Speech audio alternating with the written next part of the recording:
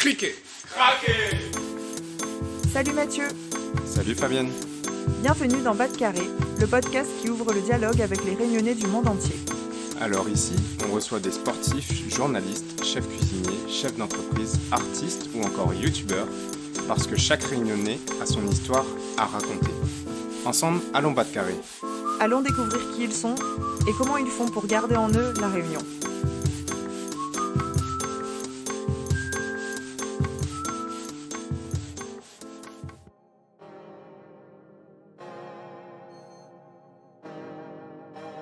Qu'est-ce qui t'a poussé à envisager un déménagement à La Réunion, Yon ? J'ai envie de rentrer pour changer de cadre de vie et fonder une famille après plus de 10 ans à Paris. Et une des étapes clés, c'est le déménagement. Et en vrai, depuis que j'ai découvert Expedom, je suis rassuré. Ah oui, pourquoi ? Je crois que beaucoup de nos auditeurs et auditrices qui pensent au retour se trouvent dans la même situation. Expedom, c'est un transitaire spécialiste du transport entre l'Hexagone et les DOM.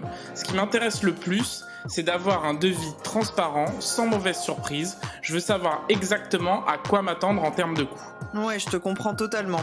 Et tu as déjà évalué ce que tu souhaites déménager ? Franchement, je sais pas encore, mais justement, Expedom propose des conseils concrets pour choisir la bonne formule.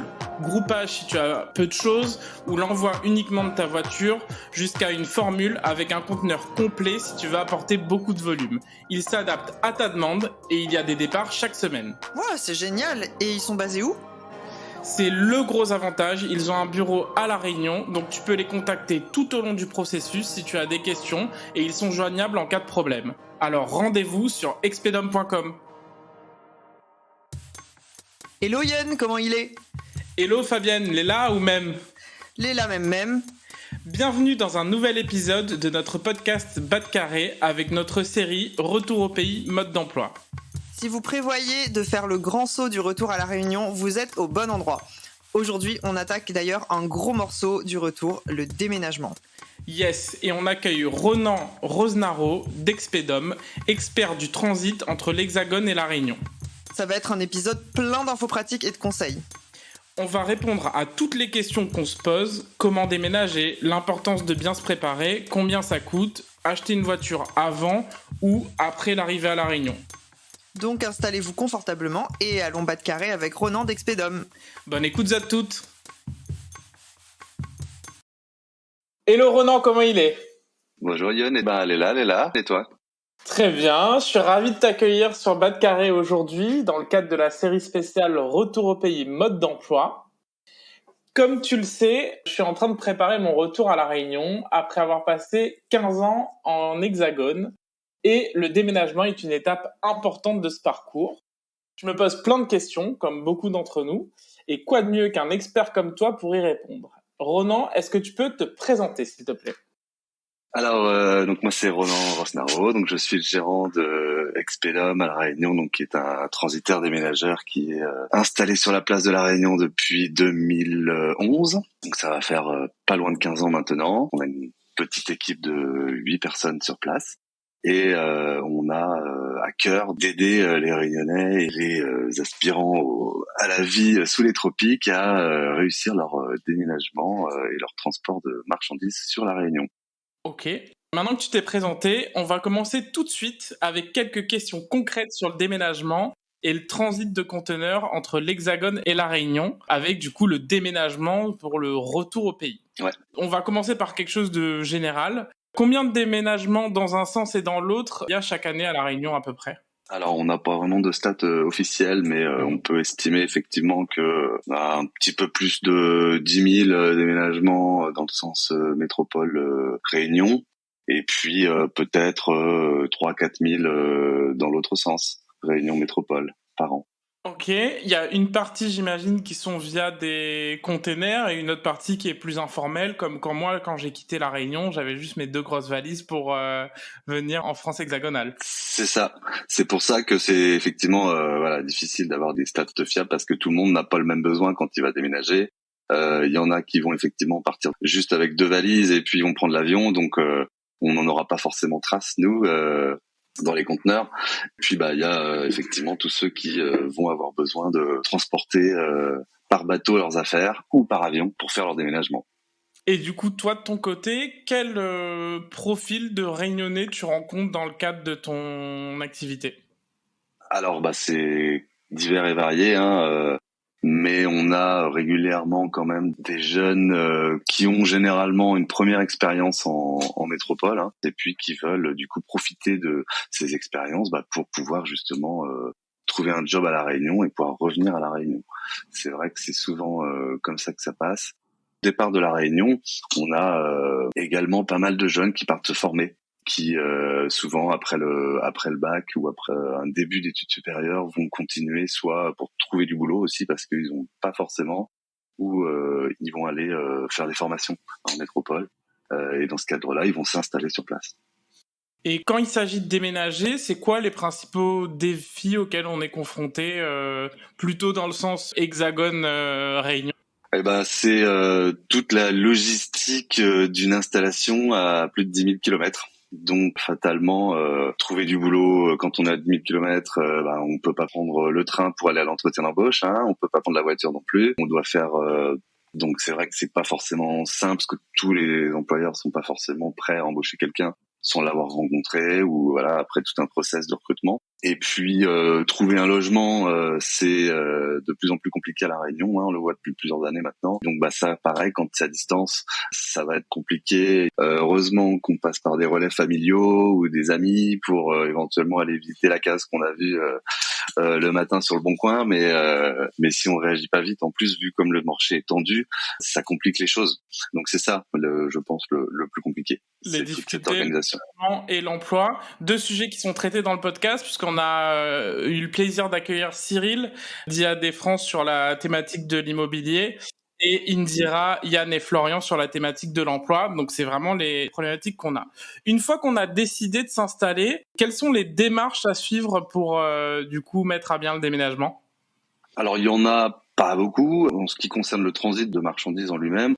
Quand on fait un déménagement, on va pouvoir bénéficier d'une franchise douanière, c'est-à-dire qu'on va pas avoir de taxes à payer sur les biens qu'on va importer à La Réunion, parce que on a un principe donc de franchise de déménagement quand on peut justifier que les biens qui nous appartiennent vont être transférés parce que on transfère notre résidence principale à La Réunion. Donc pour obtenir cette franchise, il va falloir prouver qu'on était résident dans l'Hexagone ou en dehors de La Réunion depuis au moins 1 an, et puis à partir de là, voilà, les voitures, les biens qu'on va importer vont être exonérés de taxes. Du coup, là, tu me parles des démarches une fois qu'on a déjà entrepris de te contacter, etc. Mais oui. En amont, c'est quoi les différentes étapes que tu retrouves, notamment via tes clients et les personnes qui font appel à toi? Ce qu'il faut, c'est effectivement déjà anticiper son besoin. Quel est le besoin? Est-ce que je vais ramener simplement quelques cartons? Est-ce que je vais ramener ma voiture? Est-ce que je vais déménager ma maison entière? Est-ce que je vais le faire en une seule fois? Est-ce que je vais le faire en 2 fois? Est-ce que je vais le faire en 3 fois? Parce que moi, par exemple, j'ai trouvé du travail, je vais aller avant madame et les enfants, ou l'inverse. Il va y avoir ces contraintes-là. Donc, il faut évaluer le besoin, évaluer les contraintes. À partir de là, on peut nous contacter et nous, on va répondre en fonction de ses besoins et de ses contraintes par des solutions de transport différenciées en donnant tout un planning, etc. Donc, le premier conseil, c'est anticiper. La deuxième chose que j'entends, c'est que tu démystifies dès maintenant, c'est qu'il y a une franchise quand il s'agit d'un déménagement pour tout ce qui est démarche douanière, parce qu'on se pose beaucoup de questions autour de ces démarches douanières. Cette franchise, est-ce que c'est un montant ou est-ce que c'est vraiment tout ce qu'il y a dans le container où on n'aura pas d'imposition ou de droit de douane sur ce qui est importé? Non, c'est la totalité, la globalité des effets personnels et des véhicules qui sont concernés par cette franchise, tant qu'on peut justifier que ce sont nos biens personnels, qu'on les a utilisés en métropole avant et qui nous appartiennent. C'est la première grosse info de cette interview. Moi, j'étais persuadé qu'il fallait repayer des droits de douane, notamment quand il s'agit d'une voiture, mais on va y revenir parce que c'est la question qui revient quand on a préparé cette interview. Alors, ce que j'entends, c'est première démarche, c'est anticiper, réfléchir et comprendre ses besoins. Ensuite, on te contacte pour avoir un devis. Et après, du coup, qu'est-ce qui se passe une fois qu'on a le devis et qu'on a validé avec toi les différentes étapes? On prépare les cartons. Alors, en fonction du cas de figure, effectivement, si on parle d'un conteneur, il va falloir préparer tout ça pour le jour J. C'est-à-dire que quand le camion va arriver avec le conteneur, c'est pas là qu'on va commencer à faire les cartons, évidemment. Donc il faut vraiment préparer ça avant, se libérer peut-être une pièce, un garage, une chambre d'amis, et commencer à préparer en fonction de ce qu'on va utiliser le moins. Allez, ça va partir, hop, et comme ça, on va pouvoir être prêt le jour J, et puis faire appel à des amis éventuellement pour charger aussi, programmer toute cette petite organisation-là, cette petite logistique, mais c'est relativement simple quand même. On vous aide au maximum. J'ai bien compris, quand il s'agit de conteneurs, qu'il faut donc du coup préparer soi-même le déménagement. Mais tu m'as aussi dit quand on préparait cette interview qu'on peut aussi faire appel à des déménageurs directement. Est-ce que tu peux m'expliquer les différentes nuances? Et l'autre chose que j'entends, c'est que tu proposes aussi autre chose que simplement les conteneurs. Il y a des groupements ou des choses comme ça, si j'ai bien compris? C'est ça. Nous, on est des professionnels du transport. Donc, notre métier premier, c'est d'organiser le transport de marchandises d'un point A à un point B. En l'occurrence, la Réunion, c'est notre terrain de jeu. On est capable d'organiser les transports depuis la métropole, sur la Réunion et autres. Effectivement, si on a besoin d'un déménageur pour faire de l'emballage, pour démonter ses meubles, pour charger le conteneur, là, beaucoup de nos clients font appel à un déménageur pour assurer cette prestation, tout en nous confiant la prestation de transport qui est notre réel cœur de métier. Donc effectivement, là on parle de déménagement complet, on va dire, dans un conteneur. Mais ce besoin de conteneur, il est pas là pour tout le monde. Énormément de gens n'ont besoin que de transporter 10 cartons, 20 cartons ou simplement une voiture. Par exemple, on se dit moi je prends juste ma voiture, je mets mes 4-5 cartons dedans et ça sera mon déménagement. Et effectivement, pour ça, on a donc développé aussi des solutions de groupage, qui sont des conteneurs partagés dans lesquels les clients vont payer simplement pour le volume qu'ils vont occuper dans le conteneur, ce qui va leur éviter de payer un conteneur complet uniquement pour remplir que un quart, un tiers ou pour y mettre leurs affaires. Voilà. Et dans ce cas-là, on estime en mètres cubes, j'imagine? Les colis en mètres cubes, et puis pour les véhicules, on propose des forfaits qui sont tout inclus sans surprise en fonction de la taille de la voiture. Ok, alors j'ai compris. Je prépare mes cartons où je fais appel à un déménageur. J'estime le volume dont j'ai besoin, donc soit un groupage selon si on a un nombre de cartons. À partir de quel volume on peut réfléchir à prendre un conteneur entier? À partir de 10-15 mètres cubes.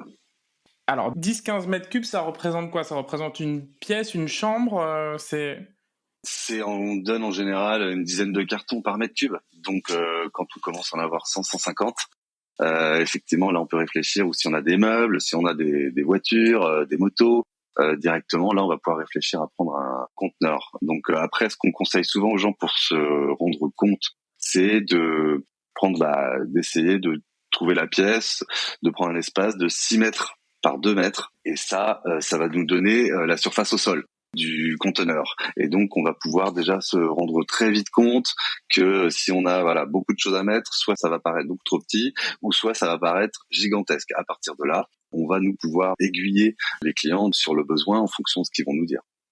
Alors, conseil hyper concret, c'est exactement ce que je voulais en discutant avec toi. Donc, si j'ai assez de volume pour 6 mètres par 2 mètres, c'est à ce moment-là qu'on se pose la question de commander un conteneur ou non.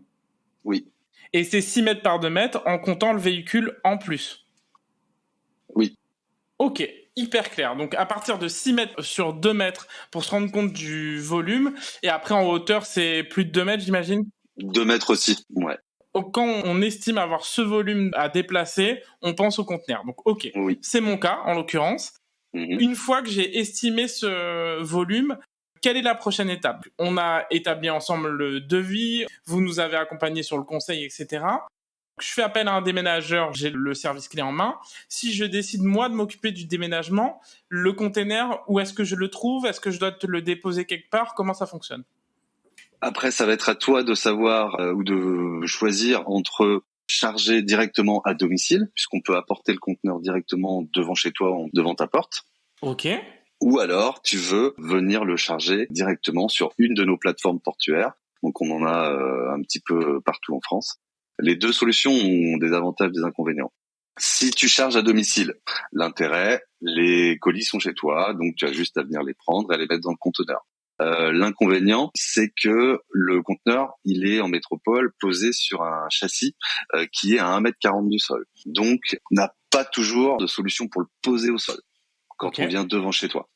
Donc la manutention elle est plus compliquée parce qu'il va falloir tout porter. Quand tu as un frigo américain à hisser à 1m40, c'est pas ce qu'il y a de plus simple. Mais il y a des solutions. Et on a combien de temps pour le charger du coup ? Alors quand tu es sur un petit conteneur comme ça de 20 pieds, tu as 2 heures de franchise. Donc c'est une franchise. Après, si au bout des 2 heures tu l'as pas fini de charger, le transporteur, il va pas s'en aller en te laissant la moitié des colis sur le bord de la route. Mais par contre, il a des frais d'attente. Donc, c'est 60, en général, entre 60 et 70 euros de l'heure supplémentaire. Okay. C'est aussi un budget à prévoir parce que c'est vrai que tu peux avoir besoin de 3-4 heures pour remplir en fonction si tous tes amis et famille étaient disponibles pour t'aider ou pas. Donc, si tu te retrouves à 2, c'est compliqué. L'avantage du chargement sur une des plateformes portuaires maintenant, c'est que justement, on va avoir plus de temps. Et on va avoir un conteneur qui est au sol. Donc là, ça va être très simple puisqu'on va pouvoir amener le camion juste devant le conteneur et puis on n'a plus qu'à le remplir. Et on a aussi à minima une demi-journée et en général plutôt une journée complète pour charger. Donc là, on a plus le temps de bien préparer son conteneur. Donc ça, c'est quand même l'intérêt de nos plateformes portuaires. C'est que les conditions de chargement du conteneur sont quand même plus aisées. Et plus pratique pour une voiture aussi, j'imagine. Et plus pratique également pour une voiture, puisque quand on est à domicile, il va falloir faire appel souvent à une dépanneuse qui va venir charger la voiture sur son châssis de dépannage, qui va ensuite se mettre à hauteur du conteneur, et puis ensuite, on va venir la glisser directement dans le conteneur. Ça paraît périlleux comme ça, mais ça se passe toujours très bien.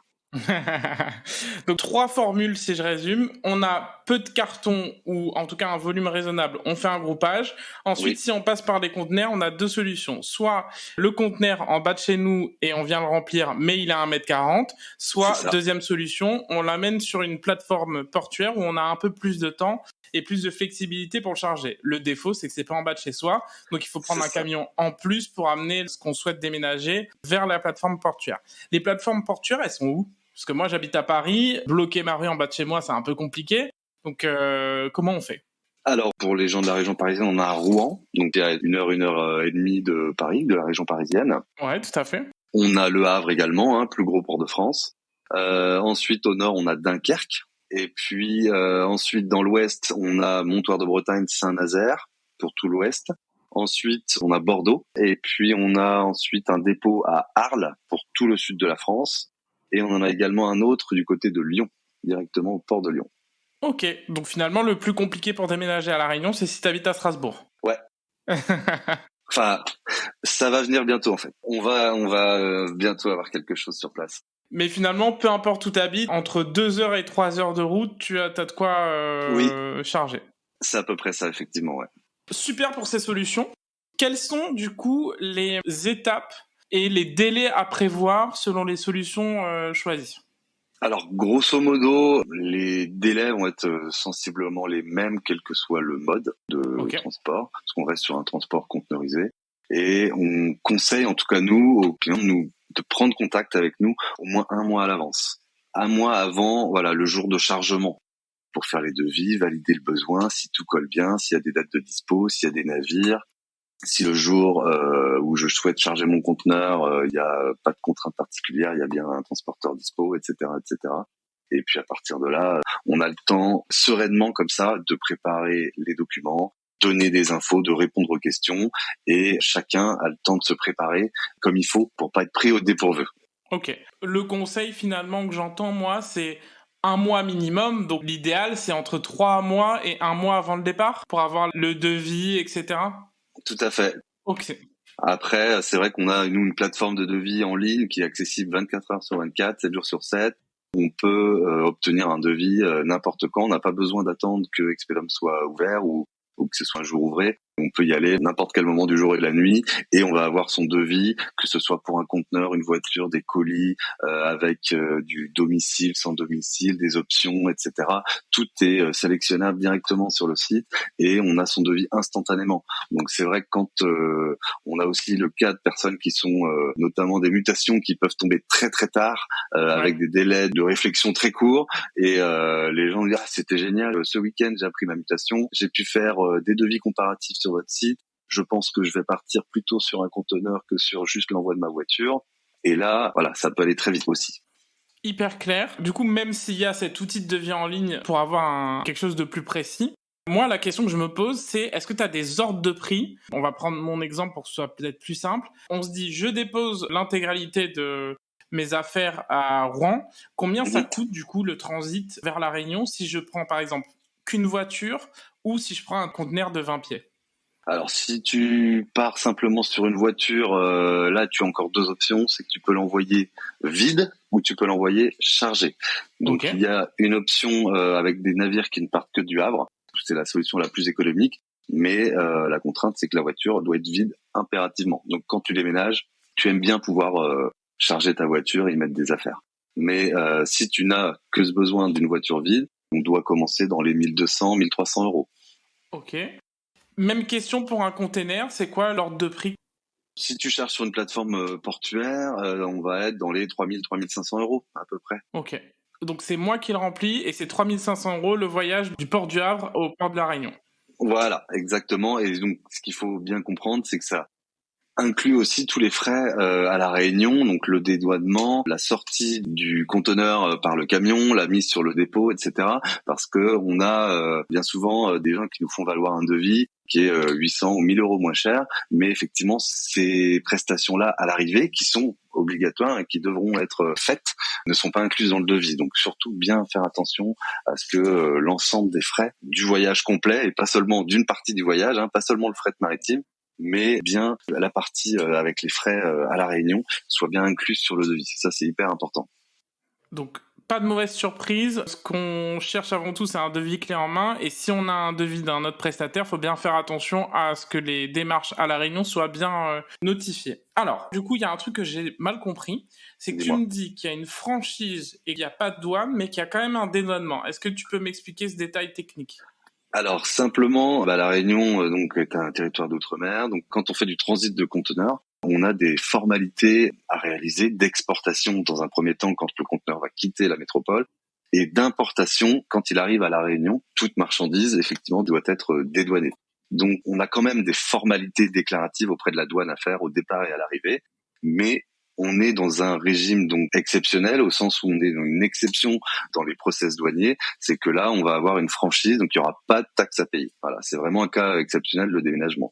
Toute marchandise qui rentre sur le territoire, que ce soit en France ou à La Réunion, est normalement taxée. Voilà, que ce soit de la TVA, que ce soit de l'octroi de mer, que ce soit autre chose. Le déménagement est un transport particulier. Et donc, ça veut aussi dire qu'on n'a pas de démarche particulière à avoir des factures ou des choses comme ça qui partent avec le dédouanement, des choses qu'on met à l'intérieur du container.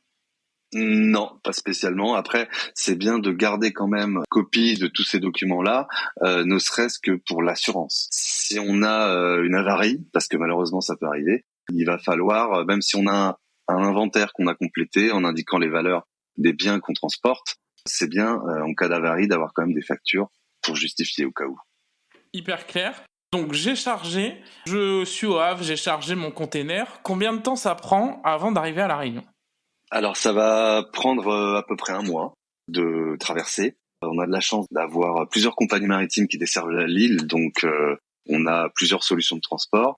Et on a un délai de mer qui est grosso modo de 1 mois au départ du nord de la France, et c'est un petit peu plus court au départ du sud de la France, plutôt 3 semaines. Et donc à partir de là, quand le conteneur va arriver, il va falloir compter quelques jours, 3-4 jours en général, le temps qu'on puisse faire le dédouanement et que le conteneur puisse être soit livré à domicile aussi, soit mis à disposition sur un de nos dépôts. Ok, donc finalement, 1 mois après, je peux me présenter, et la date, comment on la connaît ? T'es à combien de jours près ? Tu vois, parce que sur place, une fois que t'es à La Réunion, il faut prévoir le camion, etc. Donc, à quel délai on est prévenu ? En fait, dès que le conteneur va embarquer en métropole, on va nous communiquer un lien de suivi du conteneur à nos clients. Avec ce lien de suivi, ils vont pouvoir connaître la position du conteneur en temps réel à n'importe quel moment, et avec l'évolution de la date d'arrivée prévue. Les bateaux sont normalement assez bien réglés et ils arrivent plutôt en temps et en heure, mais effectivement, il peut y avoir des impératifs ou des contraintes particulières, des grèves dans certains ports, des congestions dans d'autres, qui pourraient impacter ou même La Réunion reste une île tropicale, donc on a aussi des événements climatiques qui quelquefois amènent les compagnies maritimes à dérouter les bateaux ou à les faire patienter le temps qu'un épisode cyclonique, par exemple, se termine. Mais on a toujours ce tracking Internet qui permet de vérifier où en est le conteneur. Et donc, on va savoir quand est-ce qu'il va arriver. Et à partir de là, de toute façon, on prévient toujours, en gros, une semaine avant que le bateau arrive, pour faire le point avec les clients, savoir s'ils ont bien ce qu'il faut pour réceptionner le conteneur, quelle date ils souhaiteraient le récupérer ou le faire livrer, et si tout est OK pour eux pour la réception. J'ai combien de temps, du coup, une fois que le conteneur est posé à La Réunion ? En gros, une semaine. Ok, j'ai une semaine de délai où je peux caler un jour pour... Pour venir le décharger, ouais, tout à fait. Après, toujours pareil, on a toujours des solutions si tu as besoin de plus de temps. Mais nous, on doit rendre le conteneur à la compagnie maritime, on doit lui rendre vide dans un délai d'une grosse semaine, d'une petite dizaine de jours. Ok, j'ai ma date de conteneur, j'ai une semaine pour le vider. J'imagine que j'ai un créneau d'une journée pour le vider ? Oui, tout à fait, voire 2. Je me présente au port, je le vide. De la même façon, tu as aussi des solutions clés en main si moi je veux me faire livrer quelque part sur l'île ? Tout à fait. Donc on peut aussi faire livrer le conteneur directement à domicile, comme on pouvait le faire en métropole, avec l'avantage à La Réunion que le conteneur sera systématiquement posé au sol. Parce qu'à La Réunion, on est équipé de camions spécifiques qui ont des bras, qui sont autodéchargeants et qui viennent devant chez toi, qui posent le conteneur devant chez toi. Donc ça, c'est hyper pratique. Et deuxième avantage qu'on a aussi du coup à La Réunion, c'est qu'on peut laisser le conteneur quand il est à domicile, en 2 jours entiers par exemple, ou un week-end. Donc on vient chez toi le vendredi après-midi, on te pose le conteneur devant la maison et le transporteur le récupère le lundi matin, une fois que tu as eu tout le week-end tranquille pour défaire tes cartons, commencer à t'installer dans ta maison. Hyper clair, donc beaucoup de solutions finalement qui s'offrent à nous quand il s'agit du déménagement. J'imagine qu'à chaque fois, ce qui diffère, c'est le prix selon plus il y a une intervention de la part d'Expedom, plus le prix va augmenter. Oui, après, c'est vrai que ce sont des prestations de transport, donc quand on arrive, si on doit livrer le conteneur à la plaine des Palmistes ou très loin, forcément l'incidence tarifaire va être importante, donc on a aussi forcément par rapport à quelqu'un qui va venir sur notre plateforme du port, ça va être beaucoup plus cher. Mais après, voilà, il y a des solutions pour tous les cas de figure. On a suffisamment d'expérience pour trouver les solutions pour chacun. Parfait. Donc, si je résume, finalement, ce que propose Expedom et quand il s'agit du déménagement, c'est vraiment une démarche clé en main et on choisit les options selon nos besoins et selon ce qu'on veut mettre en place. Si je résume, les démarches, c'est essentiellement comprendre et connaître son besoin, notamment en termes d'espace qu'on va mobiliser. La deuxième chose, c'est que vous contactez une fois qu'on a ces informations pour mettre en place un devis et choisir la solution qui nous convient le mieux entre déménagement clé en main, on va dire, et se déplacer nous-mêmes vers les différents lieux de chargement. Parfait. Donc c'est hyper clair et finalement c'est plus simple que ce qu'on imagine parce que quand on se pose des questions, encore une fois en préparant cet épisode, ce qui revenait c'est fais attention à la douane, des choses comme ça, et on voit que quand on parle à un expert, il n'y a pas de problématique liée à la douane quand il s'agit d'un déménagement. Tout à fait. Je vais revenir sur quelque chose parce que c'est une question qui revient. En ce qui concerne la voiture, est-ce qu'il y a une problématique particulière si on décide d'acheter une voiture neuve pour l'utiliser à La Réunion ? Alors, tout dépend de ce qu'on entend par voiture neuve. Ok. À partir du moment où on achète une voiture en métropole, qu'on l'utilise, qu'on la fait assurer, qu'on l'immatricule à son adresse de métropole, même si on n'utilise que 15 jours, 3 semaines sur son lieu d'habitation de métropole et 15 jours, 3 semaines avant de la mettre dans un conteneur, par exemple, on pourra bénéficier de la franchise sur ce véhicule. Ok. Et si je la mets dans un container, est-ce que c'est un montant en plus ou c'est compris dans le prix du container ? Alors, c'est compris dans le prix du conteneur, tout simplement parce que le conteneur, c'est un prix forfaitaire. Si tu mets un carton dans le conteneur ou si tu mets 30 mètres cubes avec ta voiture et 15 mètres cubes de carton, tu paieras le même prix en fait. Ok. Donc à toi d'optimiser et à toi de voir, voilà. Hyper clair. Donc tout le mythe qu'il y a autour de il faut que la voiture ait roulé 6 mois, qu'elle ait été immatriculée, tout ça, c'est faux. Il faut que tu puisses en fait prouver à la douane que tu t'en es servi de ta voiture en métropole à ton ancienne adresse, à ton adresse que tu vas quitter. Donc si tu n'as utilisé la voiture que 15 jours parce que tu viens de l'acheter 15 jours avant, et ben il n'y a pas de souci.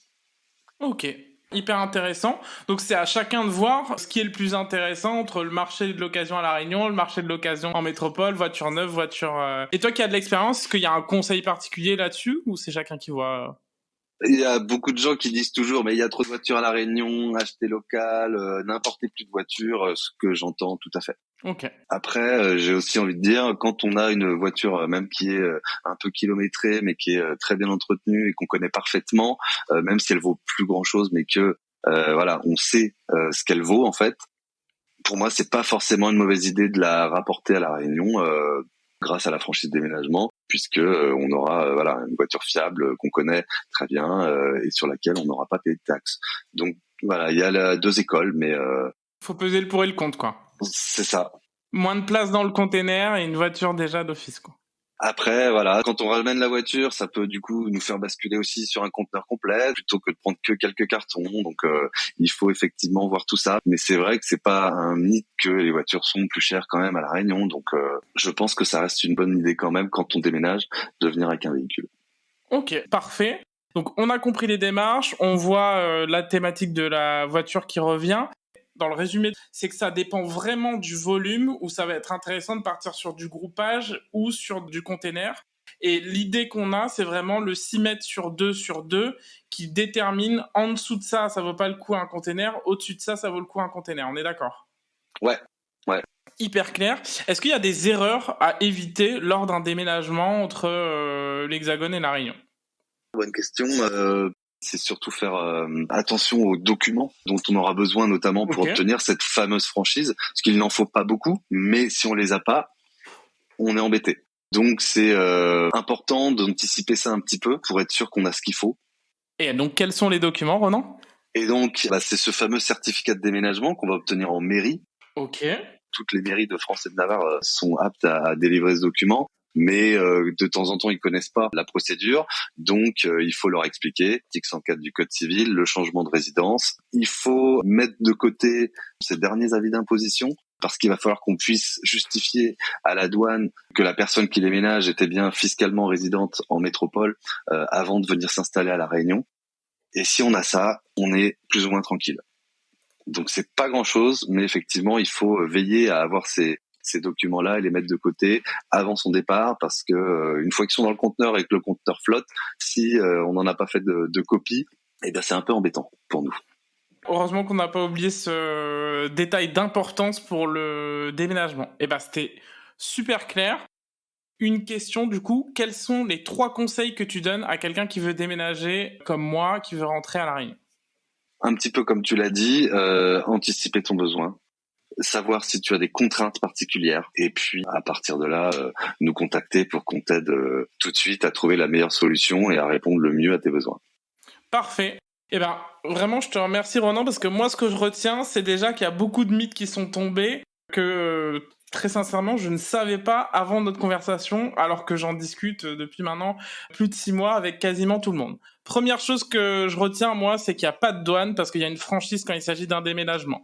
Oui. Deuxième chose que je retiens, c'est pour la voiture, il existe un prix précis, oui. Vide ou pleine selon la solution, mais on peut déménager uniquement sa voiture ou oui. la mettre dans un conteneur.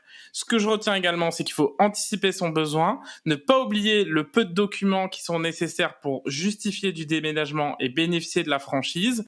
Et finalement, anticiper son besoin en contactant Expedom à peu près 3 mois avant le départ. Si tout le monde peut nous appeler 3 mois avant, ce serait parfait. C'est l'idéal, en tout cas. C'est l'idéal, tout à fait. Ok, je te remercie Ronan. Pour terminer cette interview, on va jouer à un petit jeu. Tu n'es pas né à La Réunion, mais ça fait plus de 15 ans que tu y vis, n'est-ce pas? Oui, depuis 2008. Depuis 2008. Donc on va faire un petit jeu qui s'appelle l'aller-retour. Tu vas devoir répondre en un mot à ces questions. Alors, la première question, elle est un peu piège, mais combien ça coûte une installation à La Réunion? 4000. Ce qui te manque le plus de l'Hexagone? Les galettes saucisses. Du coup, t'as précédé la question d'après. Un plat pour l'Hexagone, j'imagine la galette saucisse. La galette saucisse, en bon breton. Un plat pour La Réunion. Un rougail saucisse. Un mot pour La Réunion. La Réunion, c'est le mot parfait pour la Réunion. Un mot pour l'Hexagone. Fait froid là-bas. Et le mot de la fin. Merci à toi et déménagez bien. Merci beaucoup d'avoir répondu à toutes ces questions. J'ai appris beaucoup de choses, plus que ce que j'imaginais, parce que je m'imaginais beaucoup de choses sur le déménagement. En fait, c'est beaucoup plus concret et c'est des problématiques logistiques. Donc, merci d'avoir simplifié tout ça. Et pour ceux qui souhaitent, comme moi, déménager de l'Hexagone à La Réunion ou dans le sens inverse, puisque tu proposes également le sens inverse, oui. On te contacte sur ton site internet. Je te remercie. Merci à toi, Yon. Merci d'avoir écouté l'épisode jusqu'ici. On espère qu'il vous aura inspiré et que vous avez appris beaucoup de choses. On connaît tous un ou une réunionnaise qui a pour projet de rentrer à La Réunion. On compte sur vous pour lui partager cette série. À la semaine prochaine pour un nouvel épisode.